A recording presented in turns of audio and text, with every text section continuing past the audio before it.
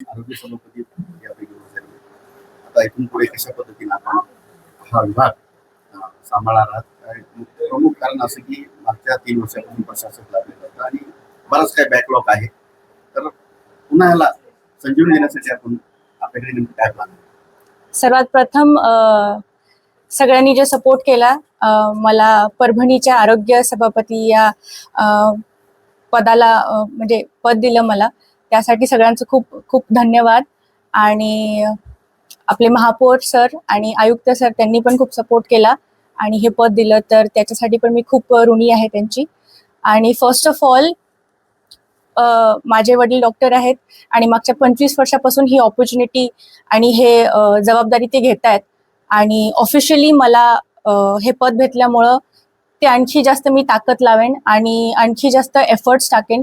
कारण की माझं असं म्हणणं आहे की निरोगी शहर म्हणजे सक्षम शहर, आणि त्यासाठी मी खूप खूप प्रयत्न करणार आहे, हे मी वचन देते. जवळपास 27 आपल्याकडे महानगरपालिकेचे हॉस्पिटल शहरामध्ये आहेत. पडझड झालेली आहे, बरंच त्यांचं काम रखडलेलं आहे आणि स्टाफही कमी आहे त्या संदर्भामध्ये. आणि मेडिसिनच्या बऱ्याच प्रमाणात तुटवडा निर्माण झाला होता आफ्टर कोरोना. काय सांगाल याला डेव्हलप करण्यासाठी काय तुमची भूमिका असणार आहे? खूप सारे प्रॉब्लेम्स आहेत आणि खूप सारा बॅकलॉग झालेला आहे. ते सगळे problems me one by one solve करण्याचा प्रयत्न करणार आहे. टीम्स सोबत भेटणार आहे.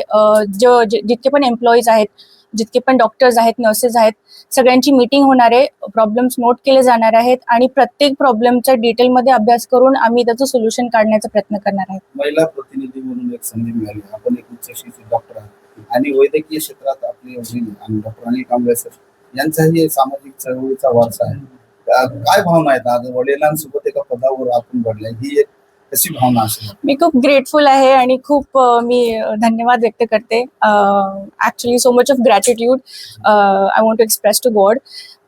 पण मी डॉक्टर फॅमिलीमध्ये वाढलेली आहे, सो आय हॅव सीन की कशा प्रकारे आरोग्याची काळजी घेतली जाते. आणि माझी फॅमिलीज डॉक्टर फॅमिली असल्यामुळे it's not going to be hard for me. पण डॅड सपोर्टला आहेत आणि त्यासाठी मी खूप ग्रेटफुल आहे, जसं सांगितलं मी. So I try my best with collaboration with Sawant madam, with my dad. So I'm pretty excited to see what I'm going to do. Thank you. मला अतिशय आनंद झाला की माझी मुलगी अबोली आज आरोग्य सभापती म्हणून या खुर्चीवर बसलेली आहे. आणि आपल्याला माहिती आहे की गेल्या 20-25 वर्षापासून मी आरोग्याची सेवा देत आहे आणि ॲज अ सोशल डॉक्टर म्हणून मी कधीच वागलो नाही. मी सोशल कामामध्ये पण असतो आणि गोरगरिबांना मदत करण्याचा माझा कधीच मानस असतो. जे माझ्या हॉस्पिटलमध्ये जे पेशंट येतात त्यांना त्यांचं दुःख कसं कमी करता येईल, त्यांच्या चेहऱ्यावर हसू कसं आणता येईल याचाच मी विचार करतो. मी कधी पैशाचा विचार केला नाही. आणि माझ्या मुलीला पण मी ते सांगेल, माझा सल्ला राहील की ह्या परभणीचं जे आरोग्य आहे ते आरोग्य बिघडलेलं आहे. आपण समजून बघितलं असतात की त्याचं आरोग्य बिघडलेलं आहे, तर म्हणून ते आरोग्य त्यांनी सुधारावं आणि पैसा याच्याकडे न पाहता या गोरगरिबांना आपण सेवा कसे देता येईल याचा तिने विचार करावा. हे मी बघितले की ते 27 आपल्या रुग्णालय आहेत, त्या ठिकाणी काही काही स्टाफ कमी आहे, काही काही इमारत नाही आहे, काही काही ठिकाणी औषधाचा तुटवडा आहे. तर त्या ठिकाणी जेवढी लोक येतात ती सगळी गोरगरीब लोक आहेत, जे मोलमजूर करणारे लोक आहेत. आणि आपण पाहता की जे श्रीमंत लोक आहेत ते कुठल्याही प्रायव्हेट हॉस्पिटलमध्ये जाऊन ट्रीटमेंट घेऊ शकतात. पण खऱ्या अर्थानं जर प्रायमरी हेल्थ सेंटर, जे छोटे छोटे अर्बन प्रायमरी हेल्थ सेंटर आहेत ते कुठे आहेत आपण जर बघितलं तर ते स्लम एरियामध्ये आहेत. त्या स्लम एरियामध्ये खऱ्या अर्थानं आरोग्याची जर गरज कोणाला असेल त्या स्लम एरियातल्या लोकांना आहे आणि त्यांच्याकडे पैसे नाहीत, त्याच्यामुळे ते त्या ठिकाणी जातात. तर अशा लोकांना आपण सुविधा जास्तीत जास्त चांगल्या सुविधा कशा आरोग्याच्या देता येतील याचा आम्ही नक्कीच विचार करू. त्या ठिकाणी स्टाफ चांगला भरू, त्या ठिकाणी स्टाफला वेळेवर यायला लावू, त्याचप्रमाणे त्या ठिकाणी चांगले दर्जेदार औषध आम्ही त्या ठिकाणी उपलब्ध करून देऊ.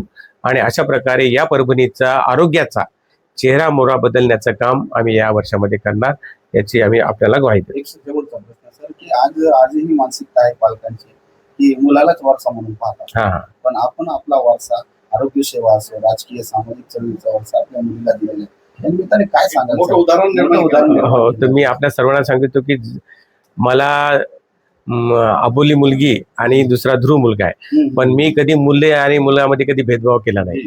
मला तर उलट आनंद झाला की माझी मुलगी माझा वारसा चालवते.